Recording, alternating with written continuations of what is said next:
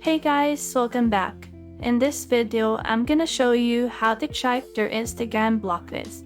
Let's get started. Firstly, open up your Instagram app and go to your profile by clicking at your profile icon at the bottom right corner of your screen. Then click at the three horizontal lines and select Settings and Privacy. Then scroll down until you see Blocked Accounts or Blocked, and then click on that. So as you can see, I don't have any blocked accounts at the moment, but let's try blocking an account just for an example.